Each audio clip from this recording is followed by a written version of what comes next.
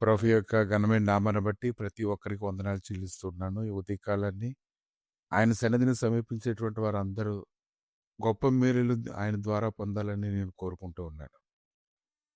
దేవుడి లేఖనాలు ఎంతో బలమైనవి.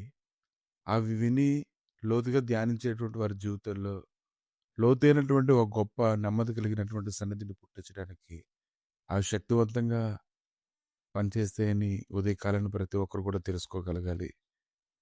అటువంటి దైవ సన్నిధిని మనం ఎంతమంది నిర్లక్ష్య పెట్టకుండా ఆ దైవ సన్నిధిలో ఉండడానికి మనం పరిగెత్తేటువంటి వారుగా మనం ఉండాలి.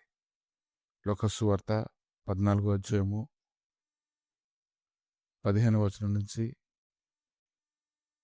ఆయనతో కూడా భోజన భక్తిని కూర్చుని వారిలో ఒకటి మాటలు విని దేవుని రాజ్యంలో భోజనం చేయవాడు ధనుడని ఆయనతో చెప్పగా ఆయన అతనితో ఇట్లా నేను ఒక మనుషుడు గొప్ప విందు చేయించి అనేకులను పిలిచెను. విందు కాలం ముందు అతడు ఇప్పుడు సిద్ధమై ఉన్నది రండిని పిలువబడిన వారితో చెప్పుటకు తన దాసును పంపెను. అయితే వారందరూ ఏక మనసుతో నెపములు చెప్పసాగిరి. కనుక ఈరోజు ప్రతి ఒక్కరి కొరకు ప్రతిదినం ఆయన చేతులు చాచి వారిని పిలుస్తూనే ఉన్నాడు. ఆయన ఎవరిని త్రోసివేయకుండా ప్రతి ఒక్కరి ఎడల కృప చూపించి నడిపించడానికి ఆయన శక్తిమంతుడుగా ఉన్నాడు. ఇక్కడ లేఖనాలు చూస్తూ ఉన్నప్పుడు ఒక మనుషుడు గొప్ప విందు చేయించి అనేకులు పిలిచాడు. విందు కాలం ముందు అతడు ఇప్పుడు సిద్ధమైనది రండి అని పిలువబడిన వారితో చెప్పుటకు తన దాసుని పంపెను. అయితే వారందరూ ఏక మనసుతో నెపములు చెప్పసాగిరి. మొదటివాడు నేను ఒక పొలం కొని ఉన్నాను. ఆవశ్యంగా వెళ్ళి దాన్ని చూడవలను. నన్ను క్షమింపవలనని నిన్ను వేడుకొనుచున్నాను. మరి ఒకడు నేను 5 జతల ఎడ్లను కొని ఉన్నాను. వాటిని పరీక్షింప వెళ్ళుచున్నాను. నన్ను క్షమింపవలనని వేడుకొనుచున్నాను నిన్ను. మరి ఒకడు నేను ఒక స్త్రీని వివాహం చేసుకుని ఉన్నాను. అందుచేత నేను రాలేను నిన్ను. ప్రతి ఒక్కరు కూడా ఏదో ఒక విషయంలోని ఆయన సన్నిధికి రాకుండా యజమానుడు సిద్ధపరిచినటువంటి విందును పాలుపంపులు పొందకుండా సాకులు చెప్తూనే ఉన్నారు. ఈరోజు అయితే విశ్రాంతి దినంలో మనం అందరం ప్రవేశించవలసినటువంటి దినం, దాన్ని ఎంతో పరిశుద్ధంగా ఆచరించవలసినటువంటి దినం. ఏదైనా ప్రతి ఒక్కరూ ఆయన సన్నిధిలో సాష్టాంగపడి వారం దినాలకు కావాల్సినటువంటి సన్నిధిని అంతటినీ మోసుకొని వెళ్ళేటువంటి దినం. ఈ దినాన్ని గురించి నీకు ఎటువంటి గ్రహింపు ఉంది? ఈ దినంలో పాల్పంపులు పొందడం ద్వారా నువ్వు ఎటువంటి ఆశీర్వాదాలు పొందుకుంటావో దాని గురించి నువ్వు ఎరుగి ఉన్నావు లేదో నిన్ను పరిశీలన చేసుకోగలగాలి.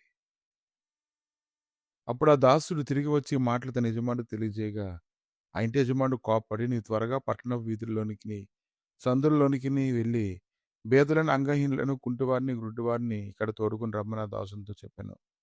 అంతటి దాసుడు ప్రభువా నీవు ఆజ్ఞాపించినట్లు చేస్తుంది కానీ ఇంకనూ చోటు ఉండదని చెప్పాను.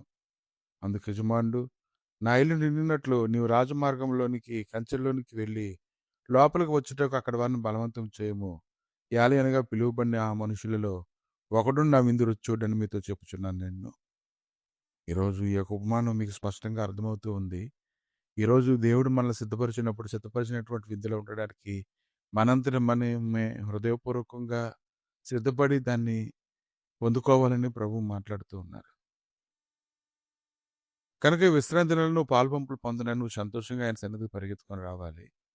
అలా నువ్వు ఆయన సన్నిధికి పరిగెత్తుకొని వచ్చి నువ్వు నిజముగా కానీ కన్నీరు కార్చినట్లయితే ఆయన అనుగ్రహించినటువంటి గొప్ప భాగ్యాన్ని బట్టి నువ్వు ఆనందించినట్లయితే నీ జీవితంలో గొప్ప కార్యం చేయడానికి ఆయన శక్తిమంతుడిగా ఉన్నాడు. ఆ శక్తిమంతుడైనటువంటి దేవుడి సన్నిధిలో నువ్వు సిద్ధపడినట్లయితే అది నీకు ఎంతో మేలు. ప్రభా ఈ ఉదయకాలాన్ని సాకులు చెప్పేటువంటి గుంపులో నేను ఉండకుండాన్నట్లుగా నా కృప దయచేయండి తండ్రి. ప్రతి విషయంలో ప్రభా సిద్ధపడి పరుగులెత్తడానికి గాను కృప దయచేయండి తండ్రి. నీ సన్నిధిలో ప్రభా నాయన గడపడానికి గాను దేవదేవుని ఆత్మతోనూ సత్యంతోనూ ఆరాధించడానికి గాను ప్రతి ఒక్కరికి నీ తండ్రి గొప్ప కృపను అనుగ్రహిస్తుండగా ఆ కృపను ఉపయోగించుకొని స్థిరపరచబడినట్లుగా సహాయం దయచేయమని యేసుక్రీస్తు నామములో అడిగి వేడుకుంటున్నాం తండ్రి. ఆమేన్.